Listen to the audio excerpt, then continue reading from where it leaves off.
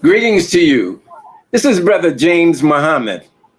On behalf of the show Closing the Gap, my co-host, Brother Chad Muhammad, and on behalf of our very special guests that we are hosting this evening, I want to greet all of our viewing and listening audience with the greeting words of peace. Assalamu alaikum. And as you well know, those of you who have been regularly tuning into the show, we always invoke the name of Allah, the Beneficent, the Merciful, the one God to whom all praise is due, the Lord of the worlds. We thank Almighty God Allah for his merciful and prophetic intervention in our affairs in the person of Master Fard Muhammad.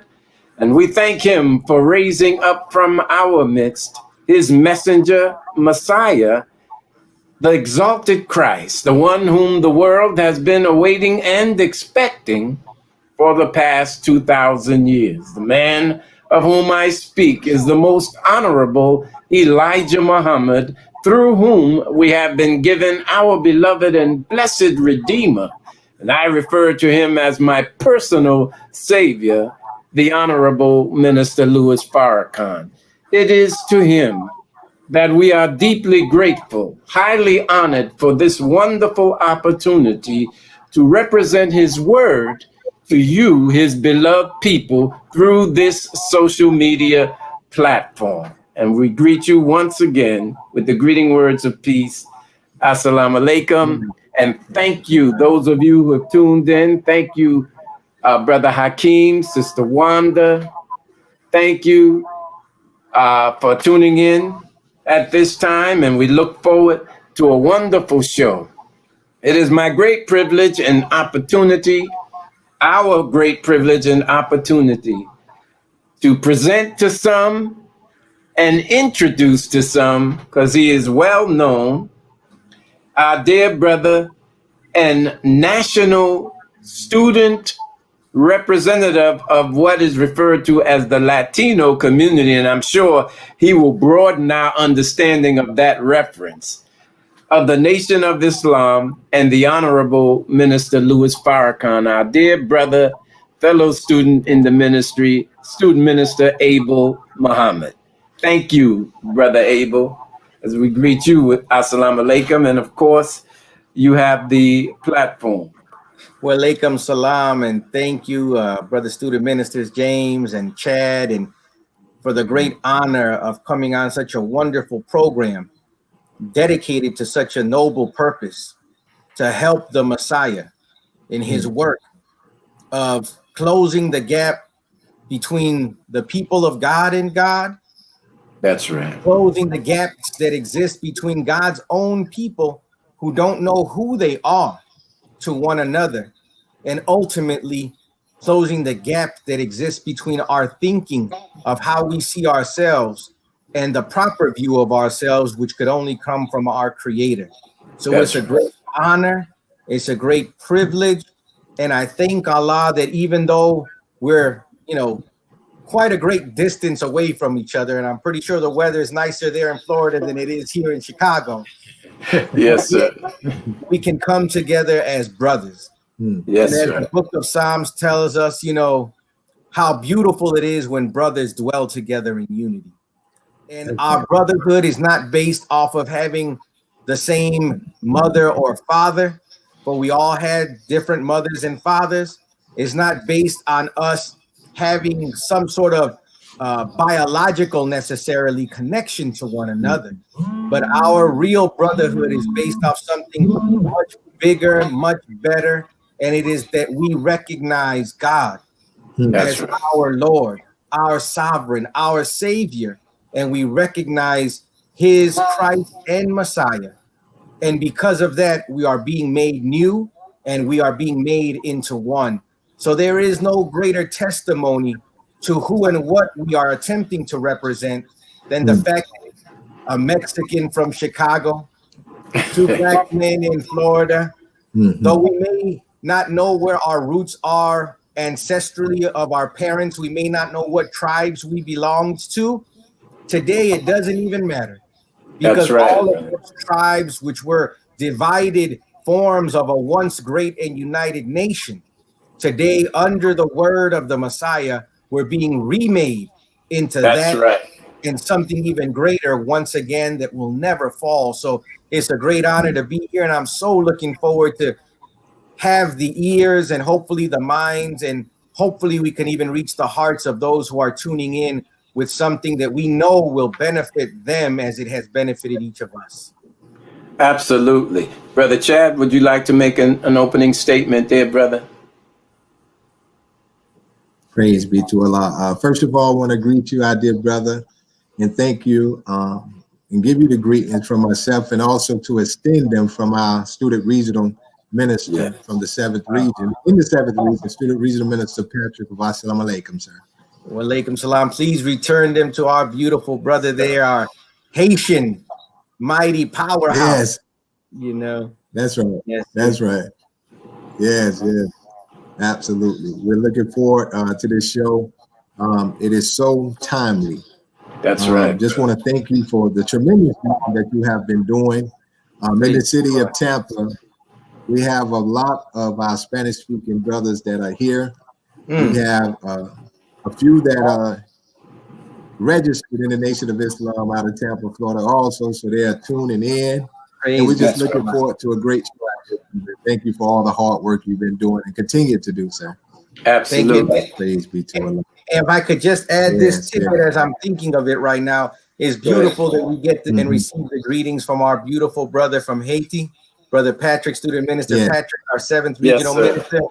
For I don't know how many people know, but in the history of Latin America, it was Haiti who helped fund and support many of the revolutionary movements throughout the Caribbean, Central and South America. Yes, sir. And it starts and is connected to Venezuela, where it was the great leader, Simón Bolívar, who today Venezuela is known as the Bolivarian Republic of Venezuela, named after Simón Bolívar, who Bolivia, of course, is also named after.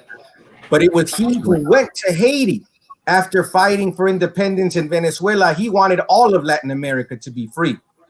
Isn't it interesting that he went to the only known black nation in the Western Hemisphere to get that support? And he found it there, and it's really planting the seeds to our unity. So I think it's beautiful that we begin our conversation having greetings extended from the descendant of that great movement of unity and revolution for our people. Absolutely, dear brother. And we'd like to add our voice, our expression and greeting to our dear brother, student regional minister Patrick Muhammad. We love you, dear brother, and hopefully we will see you on these airways, if you will, whenever it is convenient for you, dear brother. But may Allah continue to bless you, brother minister. Absolutely. Brother Minister Abel, this show, this segment is so critically important. And when I think about what the Most Honorable Elijah Muhammad taught us, and the minister continues to teach us, and that, of course, is the universality of Islam. So I want to quote as a talking point that you may expound on our lesson. For those of you who don't know, all of us who become registered Muslims in the Nation of Islam must recite what is referred to as the student enrollment rules of Islam. The fourth question and answer is as follows, or third rather. What is the population of the original nation in the wilderness of North America and all over the planet Earth? The answer was, at the time of the writing, 17 million. But I want to put emphasis on the next part. With the 2 million Indians makes it 19 million. And all over the planet Earth, 4,400,000,000. Now, this is the theme of our show. With the 2 million Indians. Yes. Brother, we would love for you to expound on that part of that lesson to us and identify for us in the broadest sense who the Indians are. But thank you. I'd like you to speak on that, dear brother. Yes, sir. You know, it's interesting because that, of course, was something that I gravitated to instantly as a young Muslim. Before I even got registered, we in the Nation of Islam, as we're processing and to become members, we're giving these to study that we must memorize by heart and be able to recite 100%. That's right. Lessons. It's interesting because most people would consider Indians a different race of people than black people. But it's interesting that the language that Master Fard Muhammad, the great Mahdi, used, he didn't call us, he didn't look for the number of black people in North America. Yes, sir. That's with the population of the original nation. That's right. We, the Honorable Minister Louis Farrakhan, taught us we'd never heard language like that before. It was strange. We had to go look up the word original to see what it meant. We didn't see ourselves as original people. Original means that from which others are made, that from which others originate, the prototype, the first, primary. Right. We never saw one another or individually. Black people didn't see themselves first. The white scientists knew they were the first. We didn't see ourselves as the first people, the original people of the Americas, though obviously we were here. But look at the language the enemy used. He said that Columbus, we were discovered America. Come on, make it plain, brother. A place that is already inhabited. How could you come to a place that has civilization and inhabitants yet discover it? The better language would be that they discovered it for themselves as Caucasian people, but they didn't discover it for the native people who were here, or ancient, original, and aboriginal people that knew about the existence of this place. So what we're looking at here is some high scientific perspective that Master Fard Muhammad was giving us, because he was telling us not only who we are, but he was connecting us to people around the planet that we didn't know belonged to us and that we belonged to also. Teach, beloved. There were 17 million original nation in the wilderness of North America, period, but not the end of the answer. The answer then is with the 2 million Indians, 19 million. Why did he add the Indians, the so-called indigenous native people, to the number of original nation?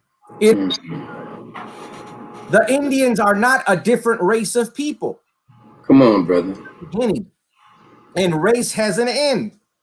The people called Indian today from North America, Native American, Central American, indigenous, all tribes, whether they be Hopi, Lakota, Seminole, Cherokee, Blackfoot, Inca, Azteca, Maya, those are recent names of those people. Teach, beloved. But we have an ancient history. And what he was pointing us to was the fact that the people that are found in North America, though we've changed some over time because of climate, though our shade and our hair and our languages were even different, there's still remnants of our ancient connection to one another. In the Western Hemisphere, though we didn't speak Arabic, the word Allah was known. Come on, brother. Yes, sir. All the way up from the Eskimos. Do you know that the very word Alaska has the word Allah in it? It is Allah Askia. Wow. Asia. Alaskia. Yes, Alaskia. because the whole planet was at one time called Asia. Teach, It was the great land. Allah, the great, Askia, Aska, Asia. But it doesn't stop there. That's the north. In Florida, you have the capital there, Tallahassee. In the middle of Tallahassee, you have the word Allah. Hidden in plain sight, Tallahassee. And we were told, and it was confirmed when I was blessed to visit Mexico, but Mother Taineta, I first heard, may Allah be pleased with her, she had mentioned that the Maya priests used the name Allah, and they considered it a sacred word, because it's a word, Allah, that whether you recite it forward or backward, it's phonetically the same word. It's pronounced the same forward and backward, and they would use it in ceremony, but it was a word only known to very elite levels of the priesthood. But all over the hemisphere, from the north to the south, it has been imprinted us, and like little breadcrumbs, leaving a trail so that we could connect to one another, knowing that we were one people, because the Indian did not begin with race, for the Honorable Elijah Muhammad taught us that race began a little over 1,600 years ago on the island of what is Patmos or Pilan. That's right. A scientist by the name of Yaqub took 59,999 of his followers to begin to make an unalike people out of black original people. And after 200 years of grafting, he didn't come up with Indians. He came up with what is called the brown people, who are the people of Japan, not the people of the Western Hemisphere, the people who occupy today Japan, or in its ancient name, Nepal. These are the same people he refers to as the brown people. After another 200 years of this process was produced the yellow race, which is the people of China. And after a last 200 years, which completes a 600-year history, finally we come with what is called white or Caucasian people.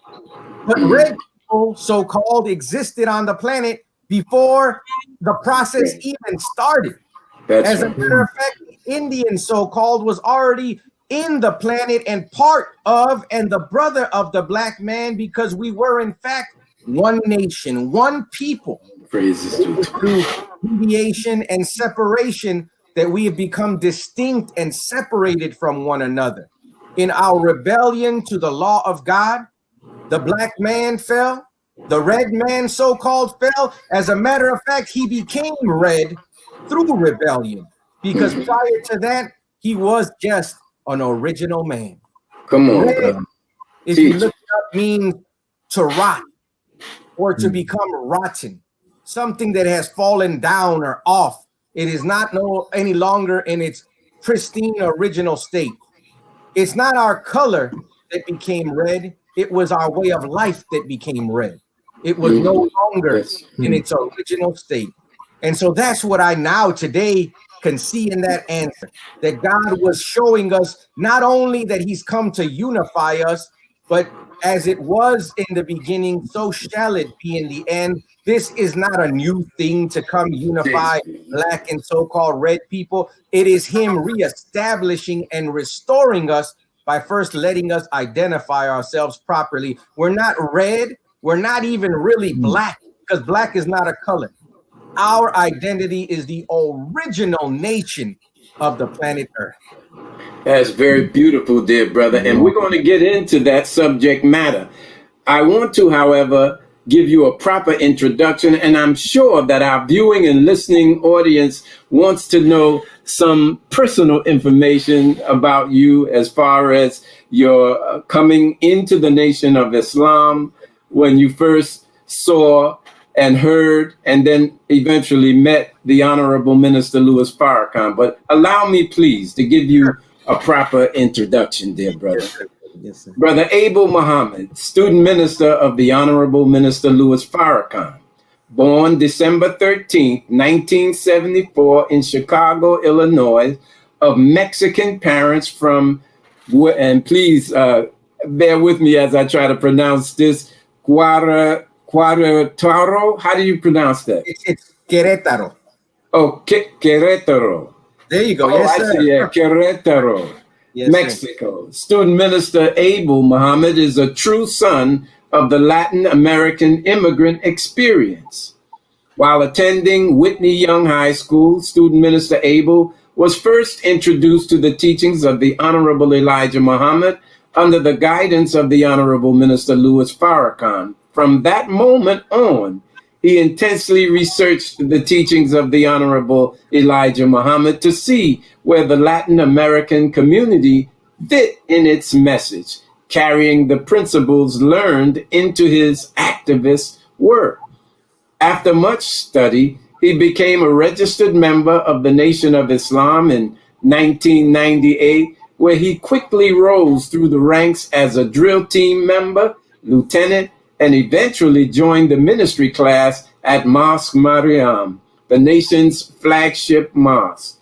It is there where he showed his gift of being able to address both Black and Latin American communities, forging unity between the two. I bear witness to that.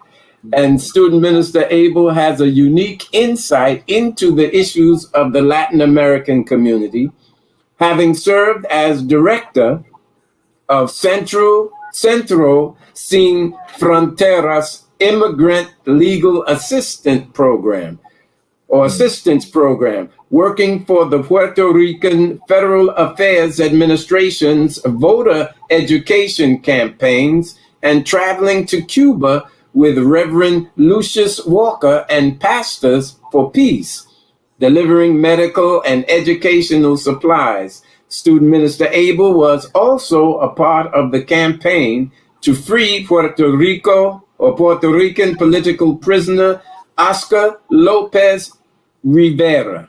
He has spoken at churches, mosques, universities, community gatherings, and numerous panels about the need for the unity of oppressed people and the demand for social justice.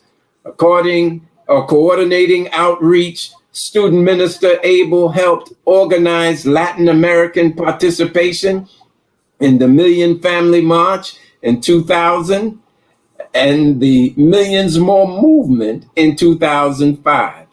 He helped organize Latin American and Native peoples' participation in the Justice or Else March that occurred on October 10th, 2015 in Washington, D.C., and spoke to the hundreds of thousands gathered on that day.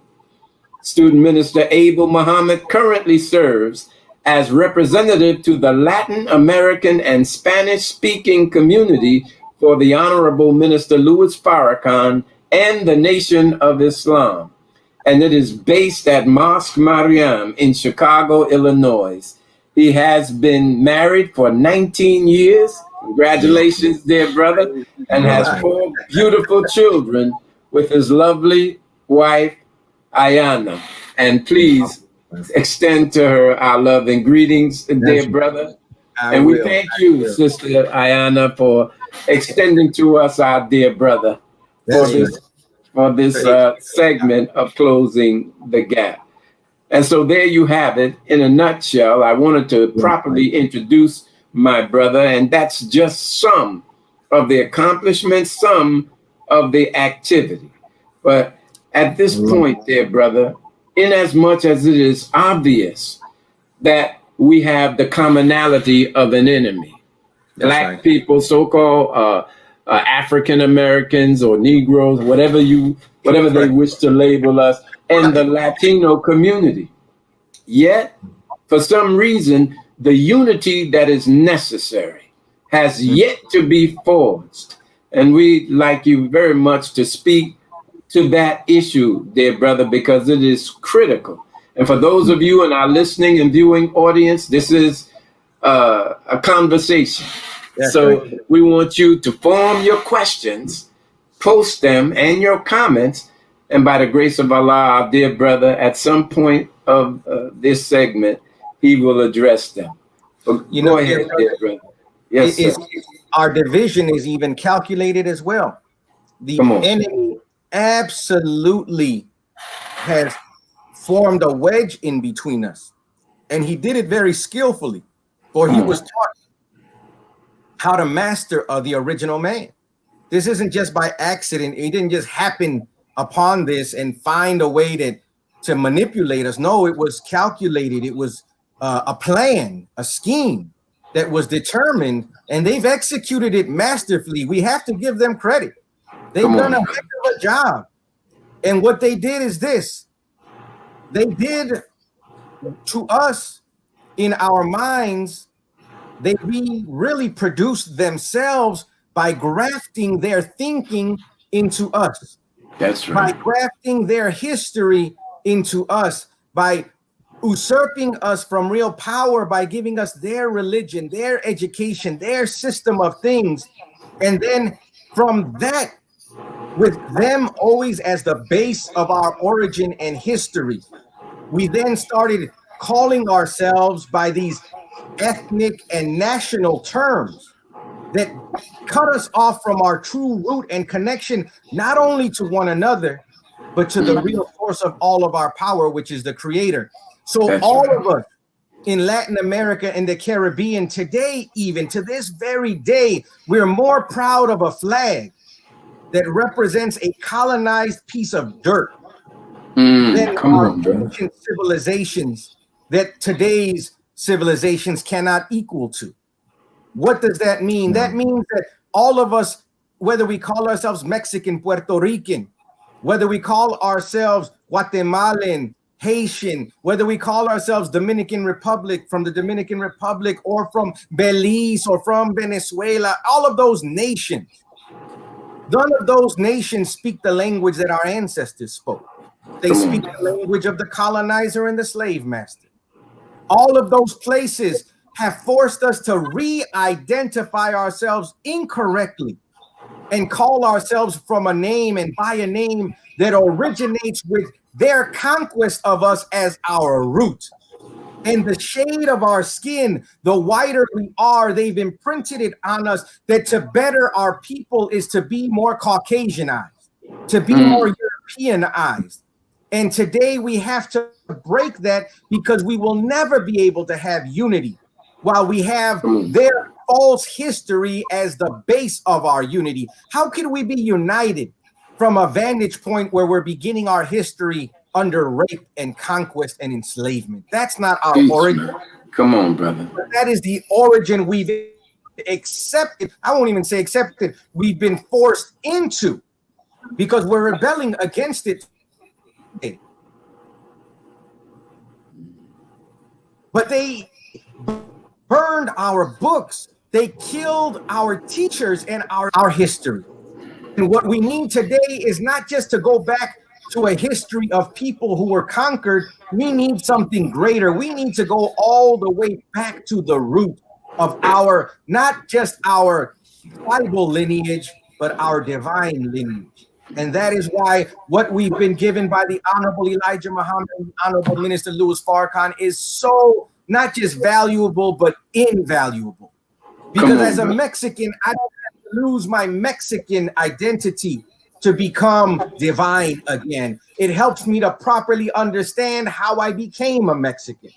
It helps me to properly understand what happened to my people, and not just my people, but all of the people of the world. And with those lenses of truth, we can now see past the lies. And once we have access to the truth, now we can begin the path to unity. Because as long as we're entangled and ensnared in their lies and deceit, we'll always trip and fumble over one another. Because at the root of our misidentification, at the root of our incorrect belief, at the root of our understanding of false history, is their lies and deception, which was purposely given to us with the intention so that we could never see one another properly. And based off that distrust that's manifest in the false information that we're trying to function from, we would then never have access to unity, because there would always be the underlying feeling or sentiment of distrust because we know that what we're standing on just doesn't make sense, and there has to be more to it. So that's why we in the Nation of Islam claim real brotherhood. Come real on, brother. brotherhood. I'm not a Mexican FOI. You're not a Floridian. That's right.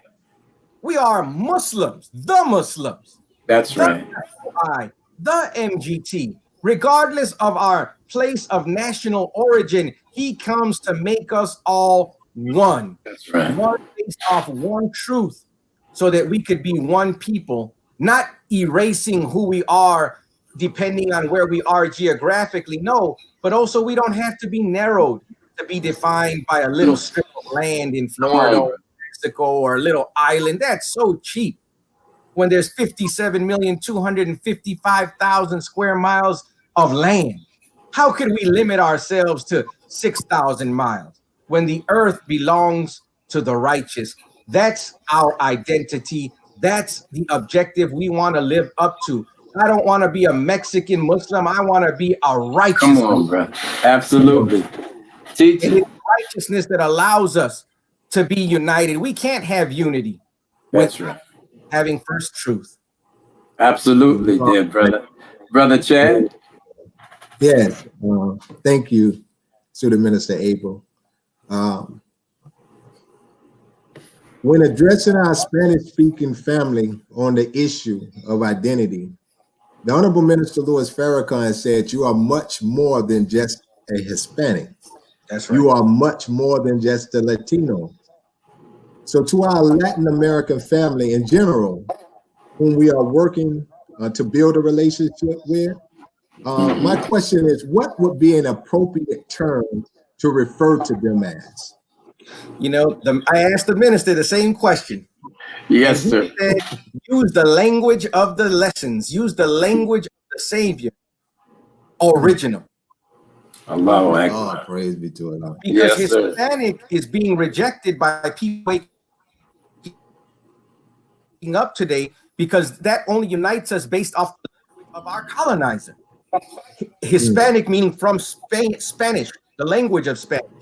Well, that's not our language. That's the language of the Europeans who came and killed our parents. So again, to call ourselves Hispanic means we're taking our root from them, beginning our history with their murder of us, their rape of us. That's a terrible place to begin our history. To call ourselves Latino, well, Latino or Latin America, the Latin part has to do with Rome, and in particular an area that was called Latium, which is of course related to the Roman Catholic Church, and that's why so many of those in Latin America are Catholic, Roman Catholic specifically today. It is because of the church's involvement and sanctioning of the murder and the taking over and taking of the lands of the original people of the Western Hemisphere. So people may reject Hispanic, and as we're waking up, people are rejecting Latino, and today you hear this term all over the media that they're using, Latinx. Come on, brother. But they Latinx. got it backwards. We're not Latinx, we're ex-Latinos. We were once Latino. Make that plain, brother. But we're not Latino anymore, not when we come up into truth and knowledge and understanding. And that is what we want access to. We're the original people. That's Some right. people may reject the term black because they don't understand it, but nobody's going to reject the term original. That's right. Original means first. These are the original people of the Western Hemisphere. No matter where you go, if you say you're the original people, no one will reject it. That's right. Black, some people, or even in Spanish, depending on the term you use, they don't like the term negro in some places. They don't like the term moreno in places, depending on the dialect of Spanish that they speak there and how that word has a context for them. But nobody's going to say, I'm not original. Everybody is going to want to be original. Heck, That's Adidas right. as Jeez, the slogan, unite all originals. The shoe company. So we're here now because we've been given supreme wisdom and just following the language of the master.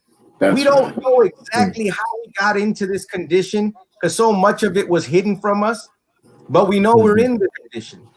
That's right. We don't want to so much labor in the condition because we can all just see that it's terrible But we can introduce the idea that before this, we have signs of how great we were. And it doesn't start with the pyramids. It starts with the sun, the moon, and the stars. Our ancestors are divine. They are gods, not just great scientists. Yes, they made buildings, they made mountains. Of course, they could make a building. They made trees, they put the planets and the stars up there. What's the big deal that we made a light bulb 5,000-10,000 years ago? Of course, we can believe that. But even if we believe it, can we remake it? That's the question for us today, because something is missing from our knowledge that you won't find in a book because the enemies burnt the book. The knowledge has been lost because something new and better is on the horizon. So we'll take the name original because not only is it a historical fact that we're the original people, but it is a fact today that not only the question is not asked who was the original man, the question is who is present tense. That's right. That's right. And we are being selected to be the originators of a new government of peace with God, his Messiah, his Christ, that we can be foundational stones and originators with him of a new heavens and a new earth, a government of peace wherein we all can live in peace together. That's who we are. We're the original people of yesterday and today. All praise is due to Allah. You know, dear brother, language is one of the biggest dividers, misunderstanding of language and a surface knowledge of language, how it originates, what it actually represents with the people. That's right. So in the language of the student enrollments, the question again is posed. Who is, as you stated, the original man? The original man, the answer states, is the Asiatic black man. Right. That's right. All right. And of course, the maker, the owner, the cream of the planet Earth, God of the universe. But I want, dear brother, for our listening and viewing audience, explain Asiatic. Because when most of our people, when we hear the word Asia or Asiatic, we think of our Oriental brothers and sisters. You see? But if you can, illuminate that, brother, for us, we appreciate it. And I mentioned it earlier, the Honorable Elijah Muhammad and the Honorable Minister Louis Farrakhan teach us that at one time the whole earth was named Asia. That's right. There was, different parts of Asia, but all of it was Asia. Today, we think Asia is equivalent, as you mentioned, China, and those brown and yellow people found there. But no, one time the whole earth was called Asia. And we, being the original inhabitants, were the Asiatic people.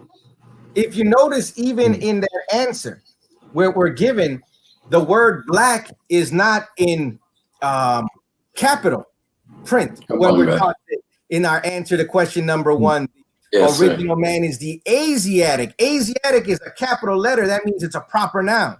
Black in that instant is being used as a descriptive adjective, but not a color. Go ahead, brother. Yes, sir. I happen to have it here. I was hoping you'd ask about the color black because I had something that I found from Mother Tainetta Muhammad. Come on, and she was talking from her husband, the Honorable Elijah Muhammad, about the color black, and she was talking about it in reference to the people of Mexico. I wanted to share this with you, and you can look it up. It's in the Final Call newspaper from a couple of months ago.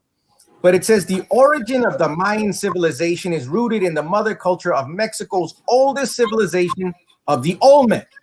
The Olmec civilization is a direct link to both ancient Africa and Asia, tracing our roots back to Asiatic black origins. Black was never used as a color to distinguish it from other races that came thereafter. I'm going to say that one more time. One more time, brother. Yes, sir. Black was never used as a color to distinguish it from other races that thereafter. Well, why? Because black is not a color. Come on. Black is the essence from which all colors come. That's right. That's very different. And she continues, according to divine teachings of the Honorable Elijah Muhammad, the blackness of the original people corresponded to the material of darkness of the universe in order for them to survive the intensity of the heat radiating from the light of the sun. Starlight was the original source of the material that makes up the human species and our DNA. And in this final part, Come on, the brother. term black, as applied to modern culture in the perspective of world history, was never designated as a color called negro or so-called Negro, as the Honorable Elijah Muhammad has used the term. Black is not referring to colored people. I repeat, black is not a race. It is universal and produced other races and nations that have evolved on our planet since the beginning of time. All praise due to Allah. This is the profound depth and breadth of the teachings of the Honorable Elijah Muhammad that so many would like to diminish. Simple man who was talking about people's skin color as if that is any badge that would make one righteous or unrighteous. No, it's not the color of our skin that makes us better or worse. It is the actions that govern the heart and mind that come in that skin color. That's right. That's right. And that is the thing that the enemy has clouded us with. Their world is one wherein it doesn't matter what your actions are. You're prejudged or prejudiced based on what you look like on the outside before anyone even gets to know what's on the inside. That is the root of this satanic system, that you would judge a people based on some feature so simple and insignificant as external color, when God gave to everything its color. And he never said that you judge it based on its color. He said that the best of us, you can tell by the characteristics and the quality of our treatment of other human beings, not based off of how dark or light we can get. We can all get darker or lighter depending how much time we spend in the sun that he created. That doesn't make us better or worse. What makes us better or worse is how much time we spend under the Son of Man, trying to grow up into him and obey and submit to his example, not the physical sun. It doesn't make us better or worse. It will only make us browner or less brown. That's right. All praise is due to Allah. You know, I want to stay in this language theme. You see, and for those of you who may not be registered Muslims in the Nation of Islam, you're getting a peek into what was given to us called the supreme wisdom. So you're getting a peek. And I want to stay with this language because I believe it is so important, the proper understanding of it. That's right. Now, as you know, and Brother Chad and our listening and viewing audience, you know, for many, many years, we were referred to as colored people. That's right. In fact, we have an organization that has yet to update its acronym. Right. And you all know the organization to which I'm referring. But in the lessons, the second question in the student enrollment is, who is the colored man? That's right. So, dear brother, of course, we know the answer. We can read the answer, but I would like you to share with our viewing and listening audience the answer and then expound so that we can put this color consciousness aside. Absolutely. That second question, you know, the question is, who is the colored man? Yeah. And for years, even today, some of our people say we're colored people, people of color. Yes, sir. But knowing language, as we've been taught by the Honorable Minister Louis Farrakhan, colored means to take something and then change it to another color or physical appearance that would make it colored. It means to alter it from its original state. Yes, sir. In one sense, yes, every human being is colored in that sense. But obviously there's something much greater being spoken of here, because listen to the answer. Master Fard Muhammad asked, who is the colored man? And the answer he gave was the colored man is the Caucasian, but then it wasn't just Caucasian, white man.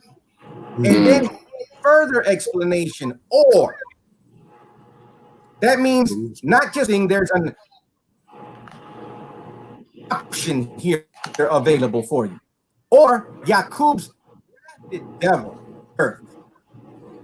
Well, without taking up all the time, if you want to learn about who Yaqub is, go and research Message to the Black Man in America, or you can go on YouTube. The Honorable Minister Louis Farrakhan did an absolutely spectacular lecture on the man Yaqub. And you can Google that and you can read it for yourself. But that's the man we referenced earlier, the scientist who really made white people. He made brown people. He made yellow people through a system of grafting. So there's a high science being taught here to us, that to color something, you have to first find something in a state. Like if you notice in a coloring book, the book already has the drawing in it, but it doesn't have color in it. But it is a color present. There's some sort of tint or hue to the page. White, they call it. And what you're doing then when you color it is you're altering it from the original state that you found it in. A page can be black, and with the right kind of pen, you can color it, and now other colors come out of that blackness. Color just means to alter, to change from its original form. What was the original form of the human beings Yaqub took with him? This language that we have to understand, it's important today because it's not just about the making of Caucasian white people. It's talking about how we've even gotten into our condition that we're in today. The enemy, using language very wisely, has us calling ourselves after them, using their language, whether it's Spanish, whether it's English, whether it's French, which already changes or colors us. That's because right. it changes our expression, it changes our culture, it changes the way or how effectively we can even express ourselves, because we're trying to use their language, which is not native to us. Come on, brother. So we are trapped in their language. Even you ever seen young men in particular, how frustrated they get in school? It's not because they're not intelligent. It's because they're dealing with a system of language and education which is not intended to bring out of them what's within them. It's intended to confine them and force them to walk a certain way that is not in line with their nature. Teach. And this is the world that we live in today. And you find who drops out more than anyone else out of the high schools. It's Black and so-called Latino men and boys in particular who can't finish or function in this educational system, not because we're ignorant or not because we're but it's because of their system that forces us into a language which is not mathematical, effective, or efficient for us in helping us to express the complexity of our thoughts and our heart. And that's what we're looking at. We have become colored people today. So there's two types of colored people. Make it plain. And then there's the one that was changed, not just on the island of Patmos through a grafting process, but through the system and civilization that came up through that grafting process that we've all been subjected to. But what you're hearing today from original men and women is the language that is busting us out of that cage that has confined us for the last 6 centuries going on. We are now being freed after 400 to 500 years so that we can think better, because we're understanding better, because a new idea that explains it all to us has been introduced by the new man that we read in the scripture under the title of Jesus, or Son of Man. All praises due to Allah. Very beautiful. And we want you to talk about our understanding of Jesus as well. But I want to now extend the opportunity for Brother Chad. If you have a question or you have a talking point you'd like to share, go right ahead, dear brother. Praise be to Allah. To our listening audience, please share. I know our dear student minister Abel is filling us up with a lot, and this is a very good subject. You know, I hear from some of the original people that in the Latin countries they promote that white is right. That's right. That's right. I got a two-part question to that. First, like, why is that being promoted, and also knowing about even racism that we face in America. What can we tell the youth about a way of combating systemic racism?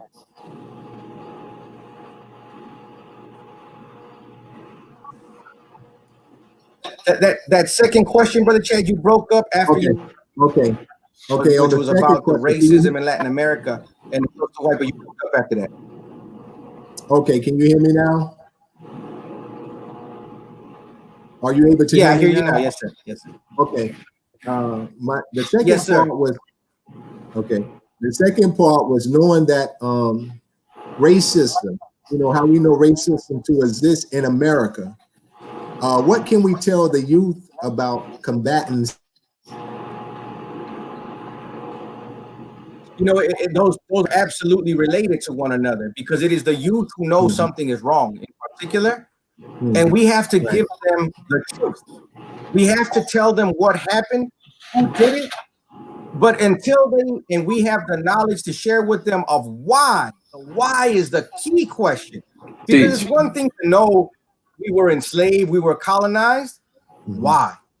And especially if we and our young people are going to be introduced to God, a true and proper understanding of God, because it's the knowledge of God and the knowledge of ourselves. When you start examining self in our history, there's a lot of questions because the question has to be raised. Well, if there is a God, why did he permit it? And if we don't have that answer for them, then they're justified in whatever course of action they take if they can't get a proper response. In Latin America, there was the confusing of the people because where here there was a very distinct separation between black and white. In Latin America, the promotion of the marrying of the people happened in a way that it wasn't that they liked the idea of Indians or black people becoming parts of their pure blood Spanish or Portuguese families, but they wanted to implement a system of control based on colorism. So the lighter you got, that's how the idea of white marrying a white person or having a child with a white person bettered your race. They actually use that language, mejorar la raza, which means to better the race. So if you married and had a child with someone white, you were considered bettering the race. Not because these were good people, because it would make your skin lighter, making you more acceptable, and possibly you could move up in the society because of your color. Now, our young people who are born here in the United States, we have to understand that their way of thinking is different from their parents who were raised under that kind of system, but they grow up here under a diametrically different system where in the past it was illegal for someone white to marry someone black and vice versa. That's right. There it was encouraged. So now you have two very diametrically opposed ideas confronting one another. And what is happening here is you're seeing a break generationally between young Latin Americans, older Latin Americans, and you even see it amongst black people, because what has happened now is young black people don't go to church. They have one type of culture. Older black people grew up in a more Christian church-going background for the most part, or at least in a general sense. There was certain principles taught, but there's a gap now that exists between the elders and the youth. Go ahead, brother. There is a large gap of ignorance because the older generation came up under the system of the enemy and in many cases accepted it or didn't know how to fight it. The young generation doesn't come up with that spirit. They see the older generation and have judged the older generation as weak. And they're like, I don't want to be a part of that. Why can't I be myself? What's wrong with my hair? What's wrong with my features? What's wrong with my skin tone as it is? And nobody can give them answers because nobody really knows what happened or how to explain it except for God himself.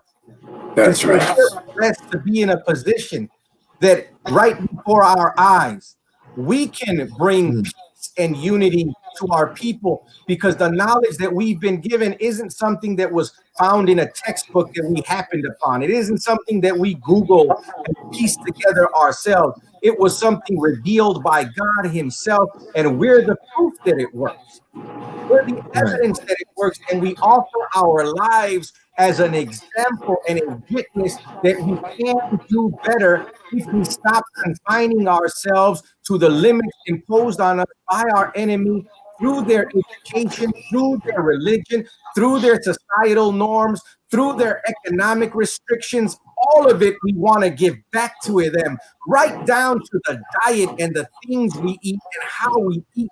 We need to reject it all. But how can we have people to reject it unless we're teaching them something, substitute it, and provide them with new? And that is what our young people are thirsting after. They don't want to know what's wrong. They know what's wrong. Come on, brother. What can we do to make it right or make something better? Beautiful. All praise is due to Allah. Brother Michael, if you would, now we want to engage our listening audience with their participation. If we can lift some of the questions that are being posted, we certainly like to extend to our listening audience the opportunity for our special guests to address whatever questions they may have. Absolutely. Here we go. Okay. On the screen. Yes, from Brother Kamal X. And go ahead, Brother Chad, if you'd like to read it. Can you see it, Brother Minister? Yes, sir, I'm looking at it right now. Okay. So it says, there we go. Now I can read it better. There you go. Yes, sir. All right. So, Brother Kamal, I would say this, the same thing that the minister has done, because I've seen him be an example of it. He's converted people who don't speak Spanish or who don't speak English and mostly only speak Spanish. And when I was blessed to meet a Mexican brother who wanted to become a Muslim based off his relationship with the minister, I asked him why he wanted to be a Muslim since he can't really hear the minister's lectures. He doesn't understand them for the most part. He said, because I watch him and he's honest. Whatever he says he's going to do, he does it. Whatever he tells you is not going to, he doesn't do it. He's honest to his word. And you don't find that nowadays with people. It's our manner that will win people. It's not any magic words that we say to anyone. The Honorable Minister Louis Farrakhan quotes the same scriptures that are read all throughout the world in different mosques and different churches and different temples. But his effect in reciting those same words hits our ears and our minds different because they come with a weight from a man who's striving to live up to those words. And it's the same with us. When I was introduced to the teachings in high school, the brother never tried to fish me in. Matter of fact, he didn't even approach me. He just sat at our table because we had assigned seats, and he was a teenager who was an FOI registered member. He was just a year ahead of me in school, my junior year, senior, so he was 18. And he would come in with the Final Call newspaper and put it on the table. He never said anything about it. That's something. Yes, sir. He dressed different. He talked different. He ate different. And we started paying attention, and I looked at the paper one day. I said, what's that? One day he came to study hall, reading this book. On the cover, it said at the top, From God in Person. It was actually this book right here. I just happened to have it right here. And it said, that's the part. I didn't see the rest of the book. I just saw that part. It said, Yes, God in Person. Yes, and it got my attention because I like God. I wanted to know God better. And I said, what is that? This book, that we read on our diet. I was like, what do you mean? And this is in high school. I don't even read books. I didn't like reading. And I said, can I check it out? He's like, yeah, but you got to give it back. I went home and read it. Absolutely. Yes, sir. It was so simple and it made so much sense. I brought it back. I said, what else you got? He said, well, probably Message to the Black Man. He gave me Message to the Black Man. And really, I didn't even understand it now until looking back at it all these years later. It was his unalikeness that was attracting me. He didn't dress like us. He didn't talk like us. He didn't eat like us. And he didn't live like us. This young brother, at that time, when I was in high school, the big rap group was Public Enemy. And I was a huge Public Enemy fan. I'm watching TV one day and I see him in a video. There was a thing called a box. I don't know if you all remember that. It was a music video channel where you could call in and order a video for like $1. Yeah, I know. Oh, wow. Yes, sir. Y'all got to bring me up on that, Brother Chad. Yes, sir. Go ahead, brother. It was like a video jukebox. That's how you could describe it. And you order it. I'm watching it one day. I see Chuck D in this video. I'm listening to it because I like Chuck D. I never heard this other rapper who's in there. And I see the brother who's in my high school that I've been getting these books from in the video. With Chuck D. It's the biggest, 1992, 91 PE is at the height of their popularity. I was shocked that my classmate is in this video because I'm thinking in myself, in my basic little thinking, my first thought was, how come he didn't tell me he was in this video? How come he didn't say anything? And I see him every day. He knows I like Public Enemy. Because in my mind, you imagine in high school, you tell everybody you're in the video with the biggest rapper out at the time? Yes, sir. For that, if nothing else. I went to school the next day and I told him, hey, man, was that you in the video? I knew it was him because they show him several times. And he dressed in the suit and bow tie and the FOI uniform. I'm like, what were you doing? Wow. I was like, how come you didn't tell me? Listen to his answer, and this is what really got me. I said, how come you didn't tell me that you were in it? He goes, because it's not about that. Well, what is it about? Why are you in a video? What is it about? He's like, it's about trying to reach people. That I never heard nothing like that before, especially as a 17-year-old. It totally fascinated me that somebody so close to me had an idea or way of thinking that seemed so foreign to me. And he never tried to press it on me. Matter of fact, I don't know if he knew what to do with me as a Mexican asking him questions. So he just gave me the books and left me to myself. I don't know where that brother is today, but it was his example that made me gravitate to want to be a follower of the Honorable Elijah Muhammad. It was him permitting me to read the books in the Final Call and selling them and giving them to me that started me on the path. So wherever he is, I thank Allah for him. I found out years later he was actually originally, even though he looked like what you would call a black man from the south side of Chicago, his family was from Belize. Wow. I didn't know it. He didn't speak because Belize is an English-speaking nation anyway, for the most part. I had no clue.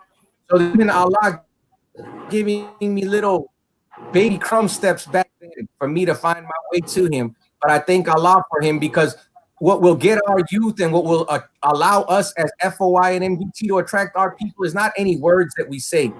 It's the life that we live. That is right. And that's an example. Because that's what the minister is an example of. He's not an example of just what to say. That's why when the Elijah Muhammad said of him, wherever you see him, look at him. Good. He's just observing him. We're taking in and drinking in the bread of life, and he will quench everything that we need for ourselves, and he even will equip us with what is needed to help feed all of our people on the greatest level, which is not just the manna that we could eat in the wilderness, but the real bread from heaven, which is divine revelation, which gives us real life that we're looking for, not just this subjugation in the enemy system. That's right. All praises due to Allah. Let's keep rolling. We are enjoying you, dear brother. And I'm sure I'm speaking on behalf not only of our studio staff, but all of our listening and viewing audience. So if we could lift some more questions from the audience. Yes, we have a question by Letty McCall that said, please address the natural lifestyle of the Mexican people. And then they put herbs, etc. Right there. Yes. There's something about the indigenous people, and you find it a lot in Mexico. I grew up with the same thing. My mom would go out in the yard when we weren't feeling well, and she'd bring some plant in and make us a tea. I didn't go to a doctor much when I was young. She would bring in stuff and put everything from Vicks on us to whatever she could brew up to make us feel better. Ointments that were made out of natural things. I see it. They buy it at these little or they bring him in from Mexico when our relatives would go there because they didn't sell them here. So she would go and bring stuff. And so I would always be enamored with this. And you find it all over Mexico. It's our natural relationship with the earth. And it's not by accident that today Monsanto is all over Mexico. Come on, brother. GMO corn. And you see the health of the Mexican people just terrible with diabetes, terrible with high blood pressure. Not because we don't live off the land. We do live off the land, but we're growing crops for an enemy who has genetically modified what we're growing. So it's no longer real corn. It's their GMO corn. So it's ill affecting us. But the natural way of life of the Mexican people is something that, and many of the indigenous people, you find it here in North America and Central and South America, the native people, and you go into Africa, you'll find the same thing. The same thing that you find, the native people, we know that there's a natural remedy. If there's an illness, we know that God and the God of nature has also put in nature that which will remedy what has been occurred to us that has had a negative impact on us. But, today with the COVID-19, I'm thinking of the Honorable Minister Louis Farrakhan's words that this is not your typical plague, if you will. It's not your typical pestilence. It does have a cure, however, and that cure is not going to be found in any bottle. It's not going to be found in any field where you can just go pull it out. No, when something comes from heaven as a pestilence because of an activity that God is displeased with, the only way to remedy it is to change that behavior. So God in his mercy still has given us the remedy to repent. It means to change the way we think so that it changes our activity and we never return to that pleasing to God. But how many of us are ready for that kind of change? That is the question before us today. And it's a question that the native people have to wrestle with as well, because we as the native people, we have to ask God, why have what we've suffered, why was it permitted? Did we have a hand in it? And ultimately, what was God's greater purpose? To allow the original people, those called black and those called red, or referred to today as brown or native. What was his reason for permitting it? It wasn't just to punish us, but it was a process of purification. That's what you find in Mexico. That's what you find amongst the native people through the sweat lodge ceremony, through the taking in of herbs. It's to not just remedy the symptoms, it's supposed to purify our body of that toxin which is ill affecting us. Today we have given the ultimate remedy for all of our issues, and that is divine guidance. The question is, will we accept it today? That's the question. Dear brother, it makes me go back to the theme of the historic Million Man March. That, of course, can be found in the Bible in Chronicles. I think it's 2 Chronicles, when it states, if my people, I'm going to have a question in this particular scripture, if my people who are called by my name will humble themselves and pray and seek my face and turn from their wicked ways, then will I hear from heaven, forgive their sins, and heal their land.